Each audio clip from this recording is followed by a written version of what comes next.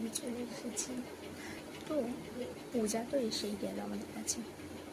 তো আমার এই হেয়ারটার এবার নতুন কিছু করা যাবে, চলো দেখতে হবে। তো এবার আমরা বেরিয়ে পড়লাম, তোমার দাদা ভাই, আমি, বাবাকে নিয়ে। তো দেখতেই পাচ্ছ মানে আমার আইব্রোটার কী অবস্থা। তো ওর সঙ্গে হেয়ার কাট করবো আর আইব্রোটাও করে নেবো, পূজার তো আর বেশি সময় নেই। তো চলো যাওয়া যাক। আর এই যে দেখো এই সাইডে প্যান্ডেলটা দেখতে পাচ্ছ। তো এখন ধরতে গেলে তো প্যান্ডেলগুলো পুরো কমপ্লিট হয়ে গেছে। তো বাবা নিয়ে খুব খিদে পেয়ে গেছে।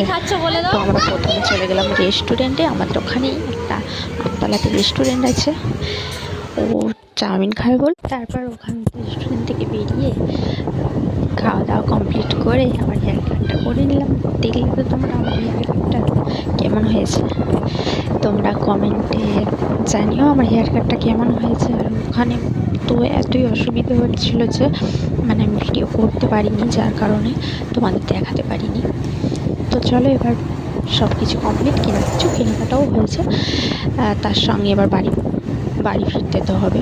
বাড়ি ফিরতে অনেকটাই লেট হয়ে গেছে, সন্ধ্যে হয়ে গেছিলো। তো রাস্তাঘাট এখন দেখতেই পাচ্ছ সব প্যান্ডেলগুলো কিছুটা কমপ্লিট হয়ে গেছে, কিছু কিছু প্যান্ডেল কমপ্লিট এখনও হয়নি।